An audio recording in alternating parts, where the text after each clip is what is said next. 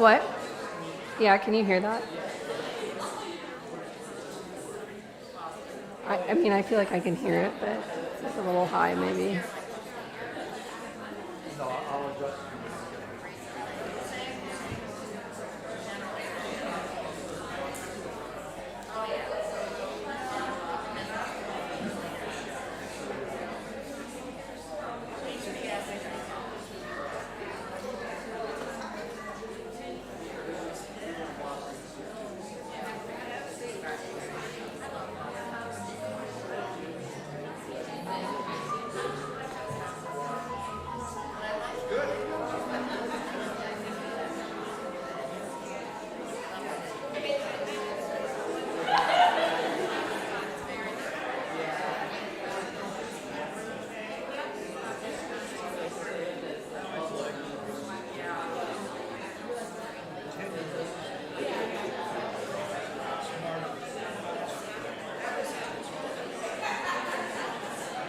Do you know, is this always on? Okay. Okay. Yeah, perfect. Like it's sending the letter. Do I go sit down there or? No.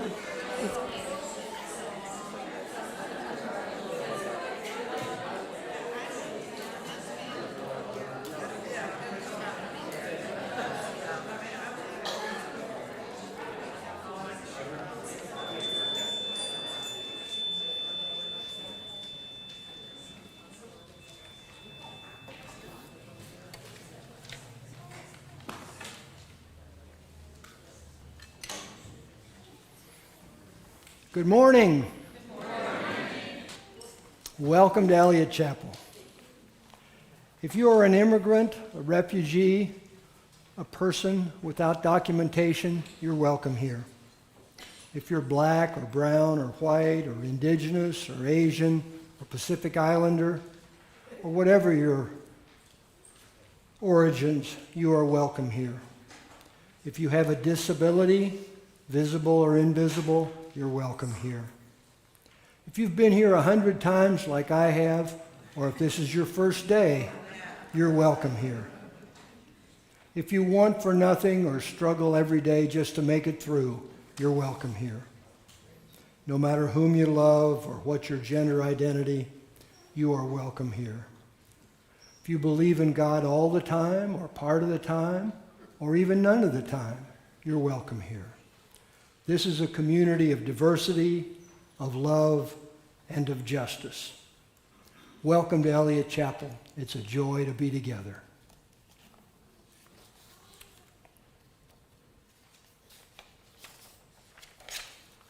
I'm Gary Gray. My pronouns are he and him. I know you were expecting Bob Boyd this morning, but Bob's not feeling well. So, I'm glad to be your liturgist today. Joining me today is Kay Sind. She will deliver today's message. She's a graduate of the Reverend Krista's So You Think You Can Preach program, and she's going to give us our message today.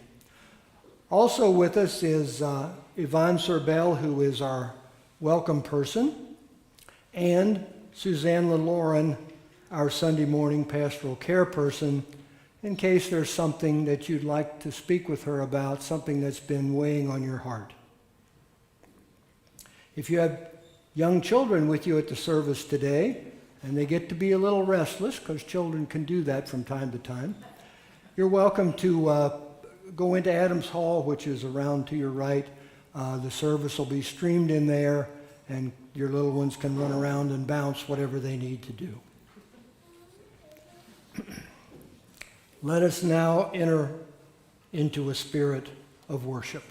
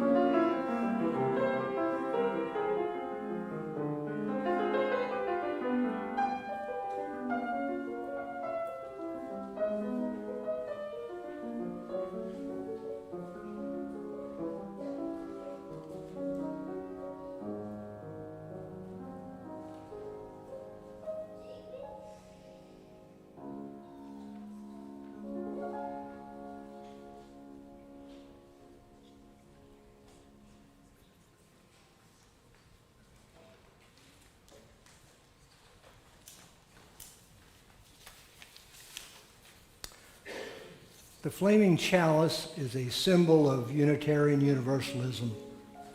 We light a chalice when we meet to signify that we are entering sacred space.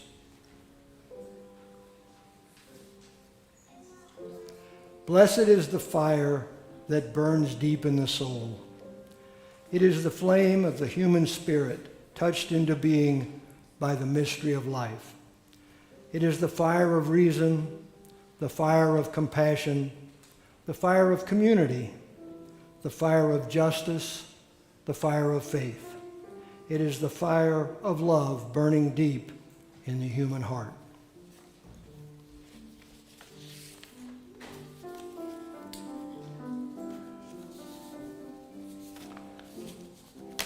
Please rise in body or in spirit for our opening hymn.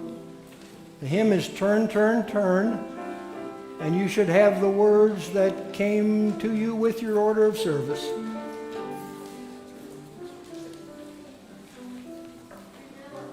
We realized as we were practicing this that our version of the words that we have here and the music that we have here aren't exactly the same, so we're just going to do the best we can.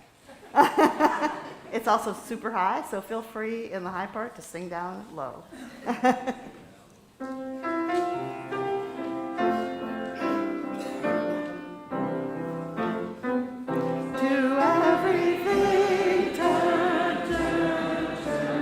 There is a season, turn, turn, turn, and a time for every heaven under heaven. A time to be born, a time to die, a time to plant, a time to save, a time to kill, a time to heal, a time to laugh, a time to read. To everything, turn, turn, turn. There is a season, turn, turn, turn, and a time for every purpose under heaven. A time to build, a time to break down, a time to dance, a time to mourn, a time to cast away stones, a time to gather stones together. To everything, turn, turn, turn. There is a season, turn, turn, turn, and a time for every purpose under heaven. A time to love, a time to war, a time of war, a time of peace, a time you may embrace, a time to refrain from embracing. To everything, turn, turn, turn. There is a season, turn, turn, turn, at the time for every purpose under heaven. A time to gain, a time to lose, a time to rend, a time to sow, a time of love, a time of hate, a time of peace. I swear it's not too late. To everything, turn, turn, turn. There is a season, turn, turn, turn, and a time for every purpose under heaven.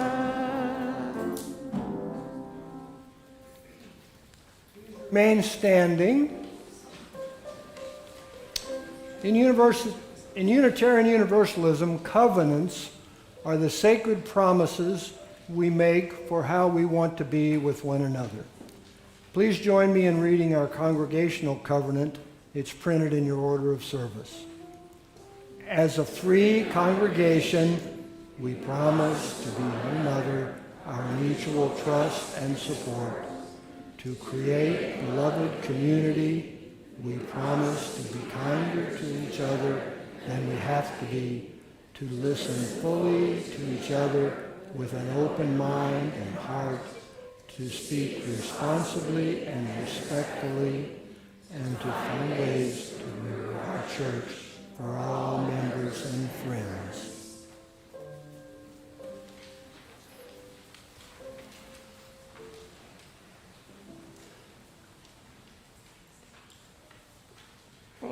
And now we'll have our wisdom story if any children are around and they want to come up.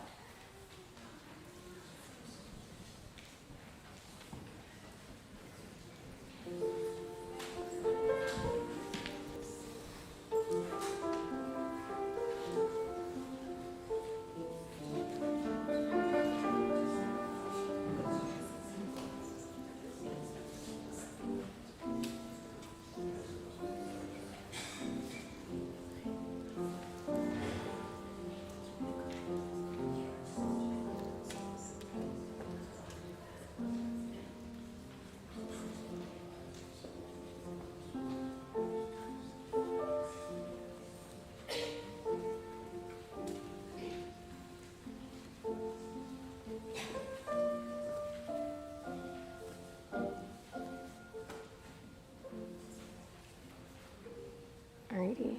Well, thank you all for coming up. Today we're going to... Oh, your sister's coming.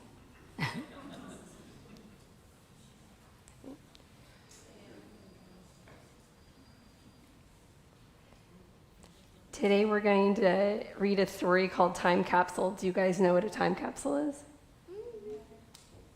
Yeah? It's like something you put memories or something in, and then, well, not memories actually, but like you put things that like you value in a box and then bury it, and then dig it up after a couple of years. Write yourself a letter. Uh, Few years for scientists. oh, yeah, that's a good idea. Does anybody else have anything to add? Oh, we could put things inside, like in a waterfall inside, and the sun and the clouds put it up outside, and then all the things that belong outside can come inside. Oh, okay. All right, so we'll begin. It's called Time Capsule by Lauren Redness.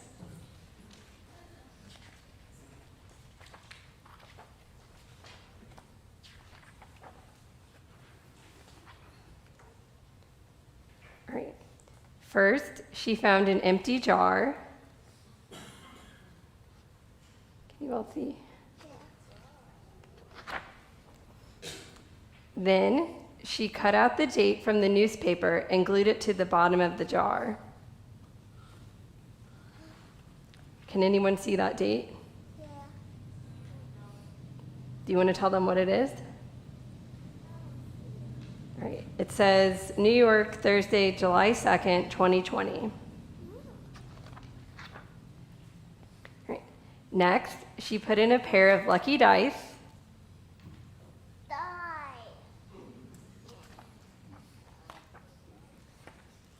She added her tooth, which had fallen out the week earlier. What? Maybe the fairy didn't visit her. She added an acorn from her favorite tree.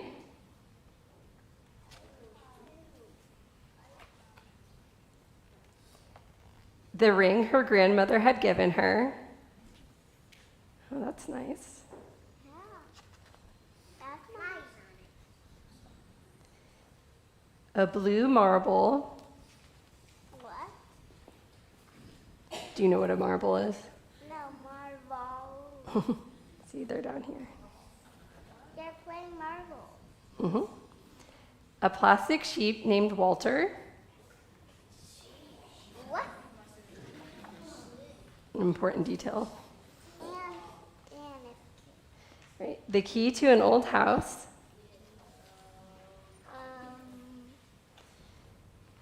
The ticket from a visit to the aquarium. what? Wait, how did she get the key to the old It didn't tell us. What is that on your shirt? It's the microphone, so everyone can hear me. Oh. She added a nightmare about a terrible storm. Whoa. Maybe she drew a picture of it. Yeah. Or wrote it down. That's a good idea. And her dream about outer space. What? She might just grab that out or break it. Yeah, Aggravating cartoon things out. that could work. Right. Then she made a label, open in 100 years. That's a lot of things. She sealed the jar. She buried it and wondered who in the future would find her time capsule.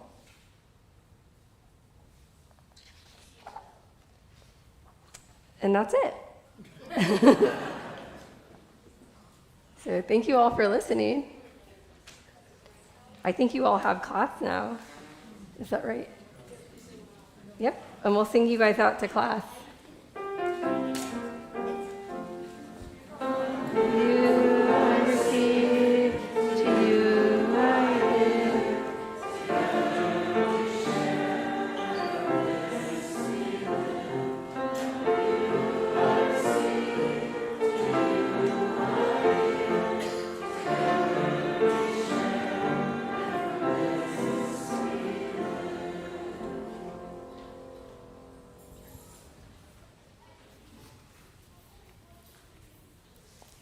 I invite you now into a time of prayer and meditation. This prayer is from Reverend Dana Edwards. Please find a comfortable position. If you wish, you may bow your head, close your eyes, fold your hands, as is appropriate for you. We pray together.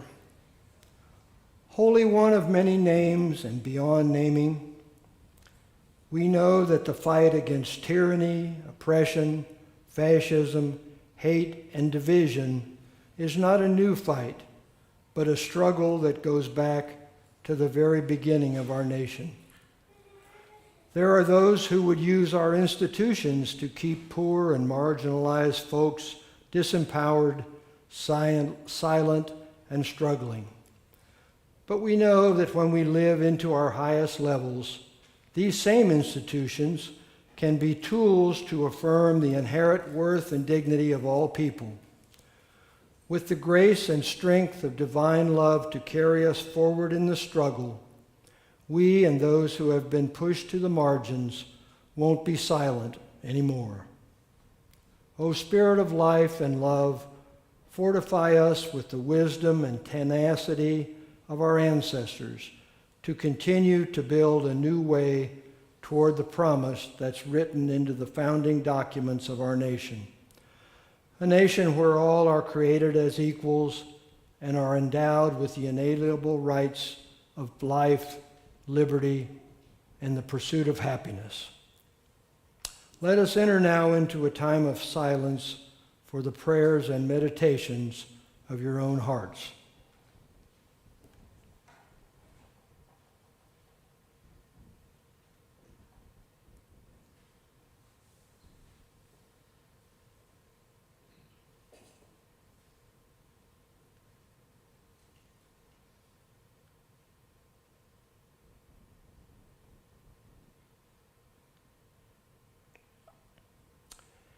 You may now speak the names of those we would hold in our care.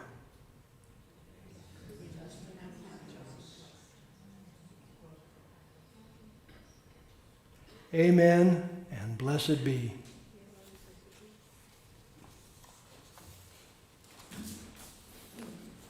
Please remain seated for our meditative hymn, number 123 in the gray hymnal, Spirit of Life.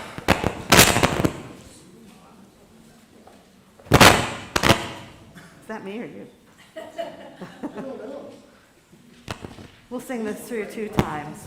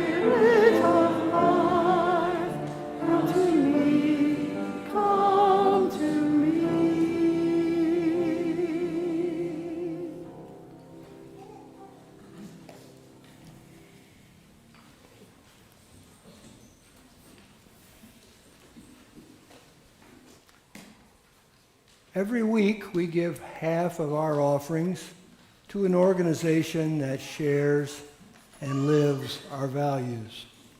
This month our shared plate partner is Assisi House.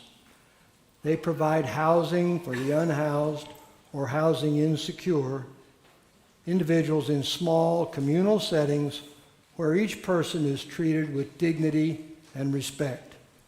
Assisi House believes each individual is of infinite value and deserves the opportunity to live in a place where they have respite from the devastating effects of being unhoused. You can learn more about Assisi House on their website, assisihouse.org. You may give to the plate as is passed, or use the online QR code or the code in your order of service. Let us be a generous congregation.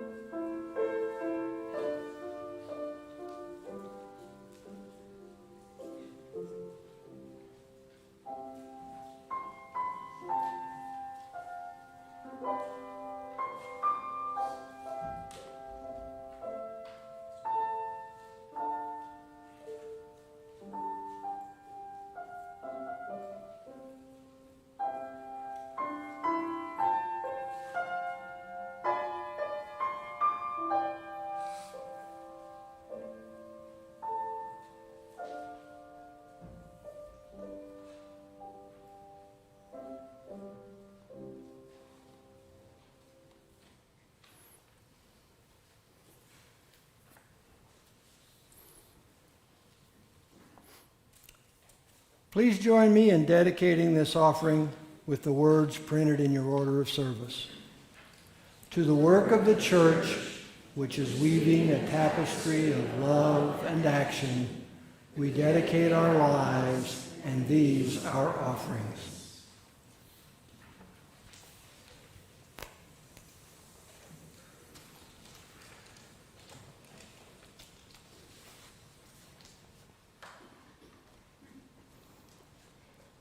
Alrighty, good morning, everyone. Today's reading is going to actually be from the Time Capsule book as well, just in the author's notes. So, Lard and Redness.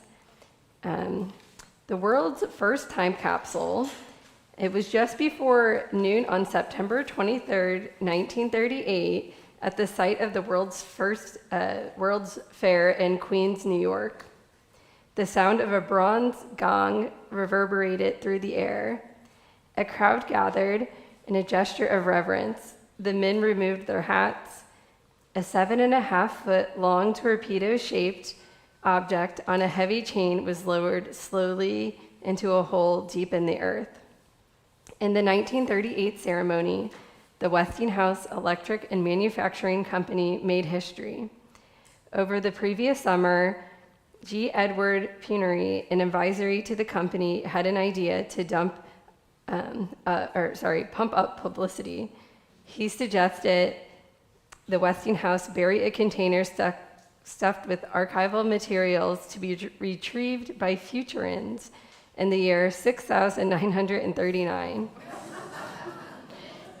He initially called this idea a time bomb, and later he revised it to time capsule, thus coining a term that would become ubiquitous in pop culture, both as a way to describe artifacts hidden away for rediscovery at some future date and as a metaphor for anything frozen in time. This container disappeared into the ground on that Friday afternoon. Announcer proclaimed, "May the time capsule sleep well. When it is awakened in 5,000 years from now, may its contents be found suitable gift for our far-off descendants." And those sorts of contents included material meant to represent life as we live it today. There was a message from Albert Einstein, a dictionary of slang, a toothbrush, a fork and spoon, reproductions from a surrealist painting, a Bible, a bikini, a deck of cards, and 22,000 pages of microfilm containing works of literature, pop magazines, cartoons, and encyclopedia entries on medicine, health, electricity, and dentistry. New York was chosen as the burial site because they envisioned the city as an important future ruin. New York will certainly be an attractive place for archaeologists 5,000 years from now, as are the ancient sites of Athens, Rome, and Troy in our time. In the years since Westinghouse project, life as we live it today has become a defining aspect of time capsule contents. Time capsules generally hold mundane objects, the stuff of daily life, rather than the rare, costly, or extraordinary. Those things go to museums. Prior to 1938, time capsules were known by other names, and the practice of sealing a container with mementos into the foundation of a building dates back to at least ancient Assyria. These have been variously called sentry boxes, memory chests, and cornerstone deposits. And I was kind of wondering if maybe Eliot has one, but I haven't found out yet. Alrighty. So the book provides a bit more information on time capsule history, and we don't have time to go over it all, but I'll give you guys just a little bit of snippet. So there's organizers of a 1982 BBC buried a time capsule in Yorkshire, plotted for a time capsule to be opened in 2,000 years later.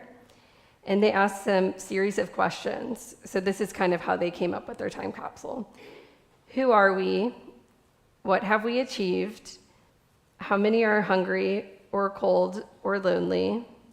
Who and how many are deprived of civil rights? What is currently considered beautiful? And among the materials that they packed into their time capsule were 11 jars of seeds, a chess set, a microscope, a paperclip, and a zipper. And then there's another example with NASA. So in 1977, NASA launched 2 identical space probes, Voyager 1 and 2, and affixed to the side of each of these a probe, which had a 12-inch gold disc, and this was a time capsule in the form of a record. And each gold record contained a selection of images and sounds that might portray the diversity of life and culture on Earth. And there was a photo of a dinner party in China and one of a traffic jam in Pakistan. And the recordings included sounds of crickets and frogs, of footsteps and laughter, of thunder and an earthquake, of a tame dog and a wild dog. And the materials were intended for both the citizens of each Earth and advanced spacefaring civilization in interstellar space. So essentially designed for aliens. Right. The time capsules that are deliberately created by humans have been referred to as reverse archaeology. Rather than waiting millennia for scholars to dig up our lives and make sense of smartphones, car keys, Legos, and Velcro, anyone with an airtight container and a few keepsakes can decide how they wish to be remembered and what message they want to send to the future. According to historian Nick Giblon, time capsules allow for a radical expansion of what we would consider history. She said that she hoped her book would encourage people to think like a historian, reflecting on the moments in which we live our lives and the moments how they might look 5, 10, or 5,000 years from now. And she says, I hope it helps you to think like a scientist, collecting evidence and considering the chemistry of preservation. And she hopes it inspires us to make art, creating three-dimensional self-portraits and words and objects. And then somebody who I believe helped her write the book, or gave a little note on the book, said, we are living in momentous times. The events in the last few years will certainly be recorded in history books, will be debated in social studies classes, and will be memorized as a series of facts by students many years from now. If you're a child today, you will one day have a niece or a nephew or a great-grandchild who will ask you what it is like to live through all the things you have lived through. You will be the living link between tomorrow and today. How you remember it all will be important. Any big moment, there are 10,000 ways to remember it. How to save the important things and decide which are the important things for your communities and the stories that you want to tell. These times will be over soon enough, making ways for more momentous times to come, and all that you will have left are your memories and what you will save and what you will give to tomorrow.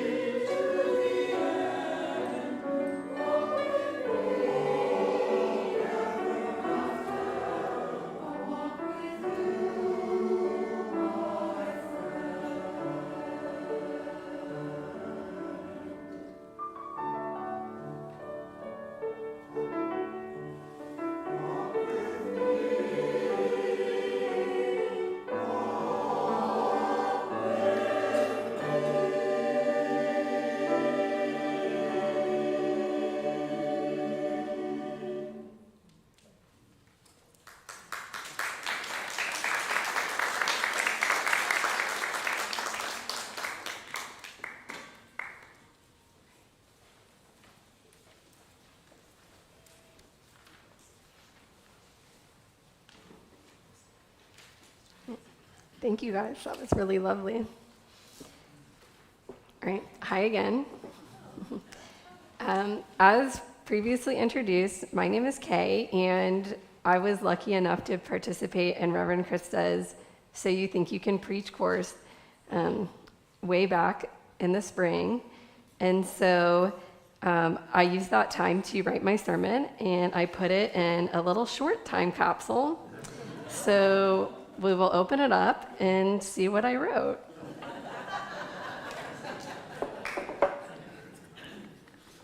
Gotta dust it off.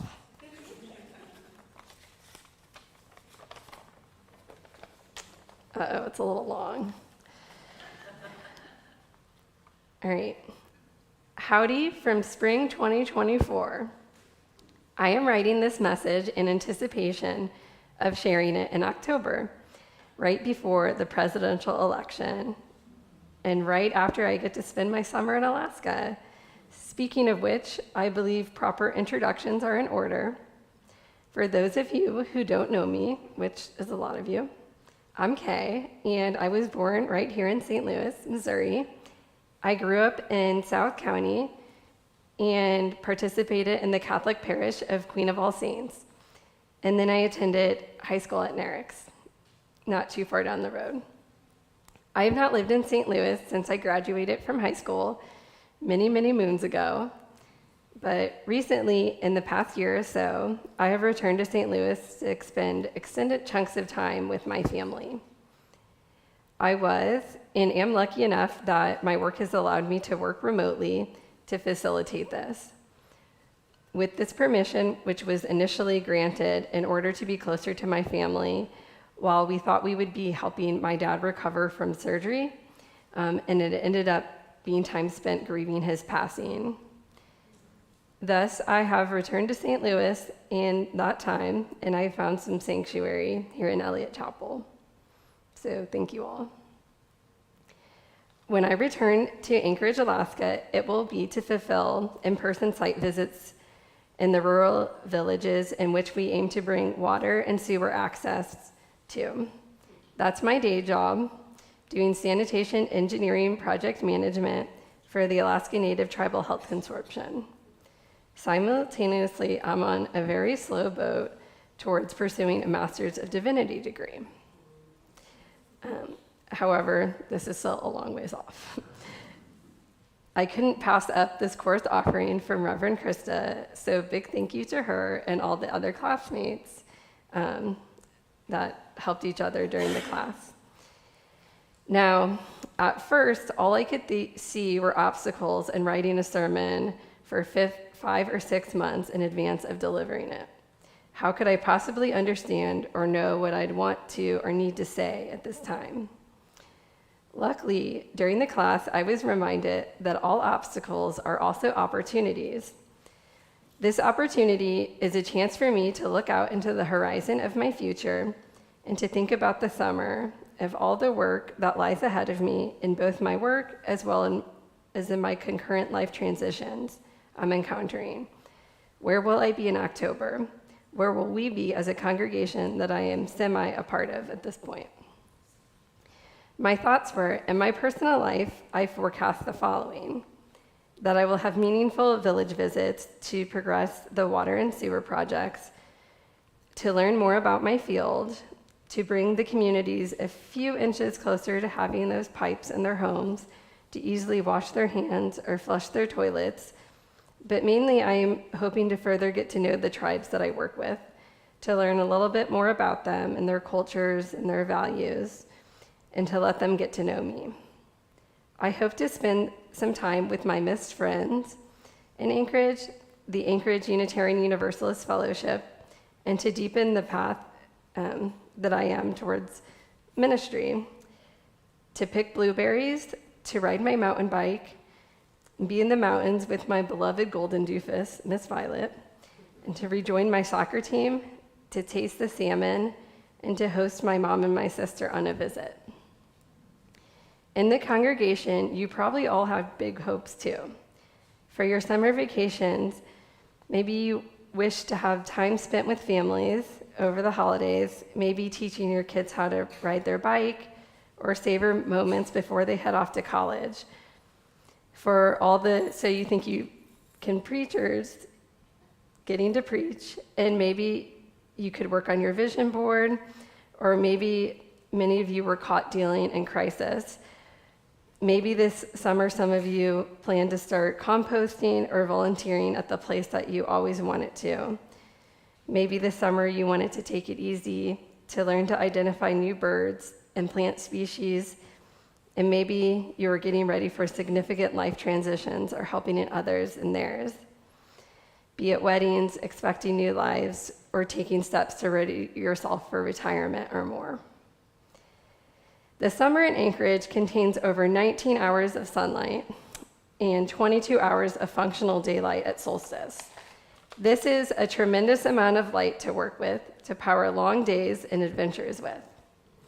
In St. Louis, the days aren't as long, but they are still longer, giving people a great opportunity to accomplish their goals and their desires. Come fall in both places, when this is read, there will likely already be several real snowfalls in Anchorage, thankfully only in the mountains, and St. Louis may still be warm and even hot, yes, but both places will be already in their fall phase or transition into things as they start their natural decay before their wintering death and renewal.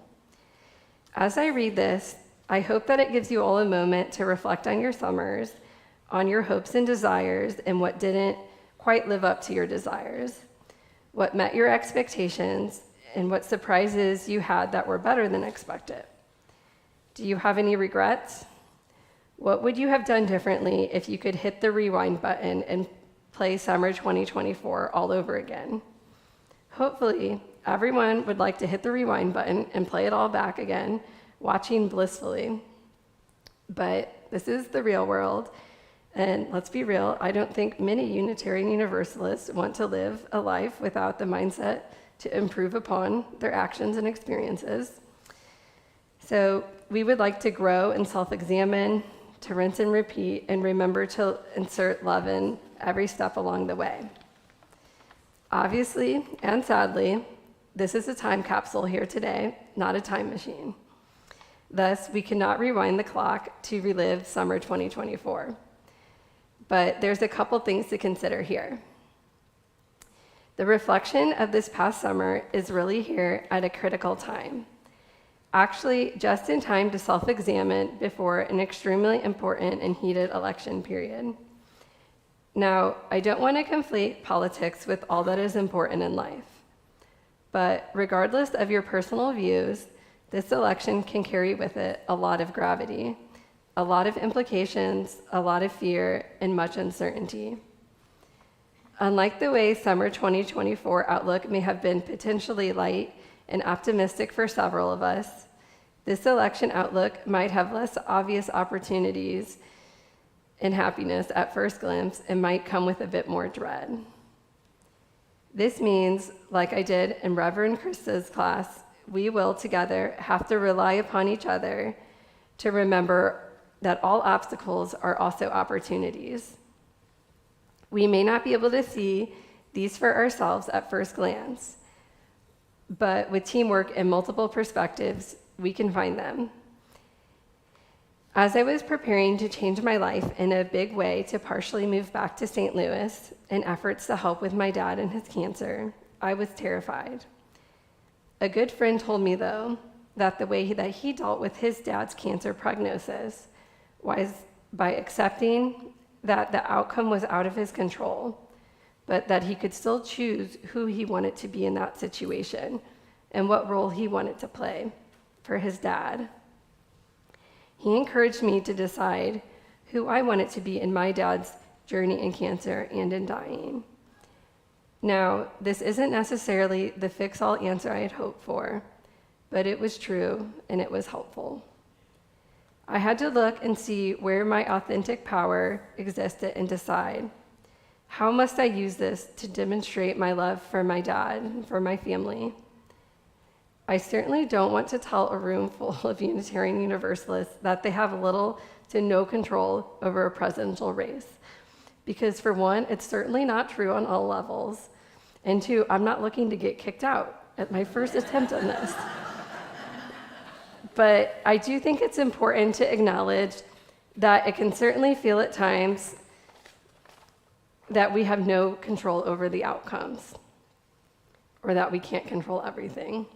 With all the technology, biased news reporting, and an incredibly divided nation, our attempts at control or doing our best might feel feeble, especially with the election less than a month away at this point. Much of what is to come is out of our hands. I don't want to provide false hope on that.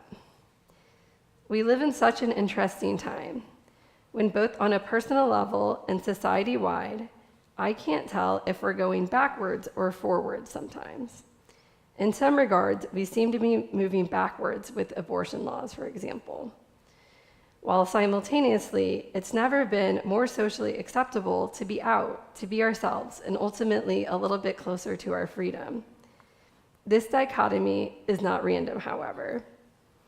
As we collectively attempt to find our freedom, of course there is reluctance, pushback, and fear. To some, these notions are a genuine threat. The point that I want you all to remember and realize is that nothing reflects back more strongly than the strength of the pushback, the true strength of our growth and our journey. If we weren't pushing the edges, making improvements, there would be no real concern, no upheaval. When it can be so easy to only feel the force and the strength of the pushback, we must remember the power that we have all generated to prompt that pushback. We must remember our own strength, our own visions, our goals of our own power, and mainly, we have to remember who we are and remember how far we are and how far we've come. What I do want to provide is a reminder that regardless of any outcomes, you all, both individually and together, as a congregation, do have authentic power, that you, and only you, get to decide how to use it. No one can take that away. It can be given away or forgotten, but together we must remember that we have it, and that we can all work within our spheres of power to bring our light into the world. So, as we edge nearer and nearer to the election, I encourage you to spend some time thinking about what you would put into your time capsule to be opened in 4 to 5 years from now. What do you hope will happen? Who do you want to be in whatever outcome arises? What goals does this congregation have together? I would now like to give you all the opportunity to write down some of your initial thoughts. Remember, at this point in time, we don't know the exact outcome, but that doesn't matter because we never will. Even if we would know who would win the presidential race, for example, there are so many variables that could change our reality. The point is to reflect in our heart on our own fears and our concerns, but also on your hopes. Certain hopes and desires can certainly thrive regardless of the outcome. And remember, and even in the most dire and desperate of circumstances, history is filled with immense amounts of stories that reflect beauty, grace, and wonder of the human and nature's capacity to love and forgive. Never forget about all the great leaders who have demonstrated these abilities and strength of resilience before us, and most importantly, don't forget the seeds of who you are, or to quote a line from a TV series, the most important light is the light you cannot see. The specific question I want you all to answer as we give you guys a few moments with some meditative music, perhaps, is on your papers to write down who you want to be and the role you want to play in the next 4 to 5 years. We will, there should be some papers. I know there's not enough papers, but we figured people could write on the back of their time sheets. Or turn, not time. And there should be a couple pencils in each row, kind of on the back of the seat for you guys to share. So if there's an empty row, there's probably some free pencils to be had.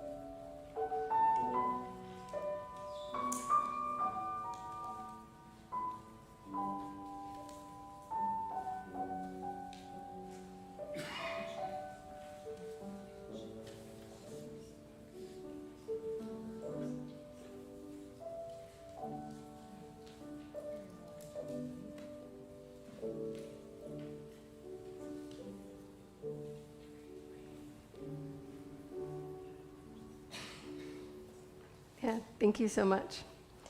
All right, when you're finished writing, you can leave your paper on your chair and we'll come pick it up, or I'll set this down on the stairs and you can drop it off if you want. And we're going to store this here at Eliot, and we will open it in 4 to 5 years from now. What? Okay, we'll have to look into it.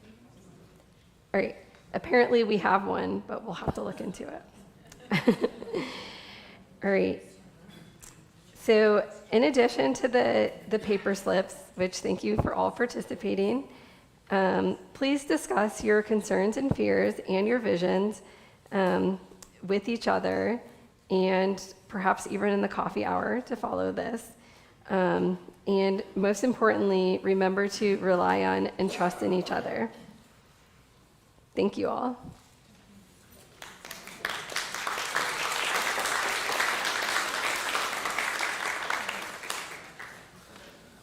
Please rise with the body and spirit for our closing hymn number 1014 in the Teal hymnal, Answering the Call of Love.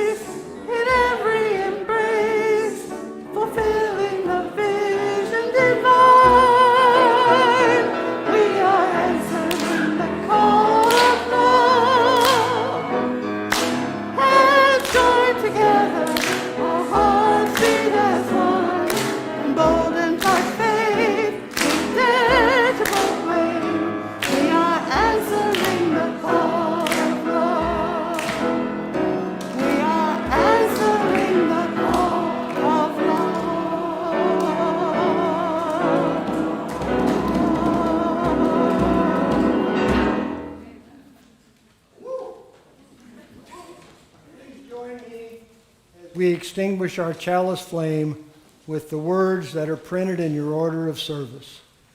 We extinguish this chalice, but not the light of truth, the warmth of community, or the fire of commitment. These we carry in our hearts until we are together again.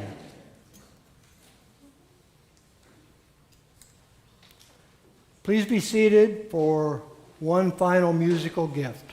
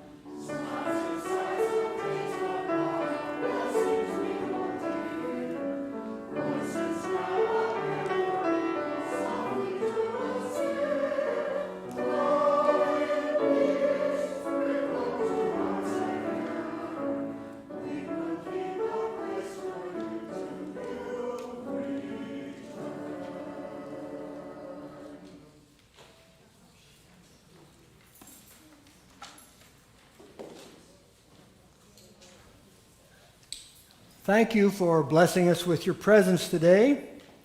If you're visiting, I hope the service was meaningful to you. Please fill out the guest form. There are hard copies at either door, or you can use the QR code in the order service and fill out the form online.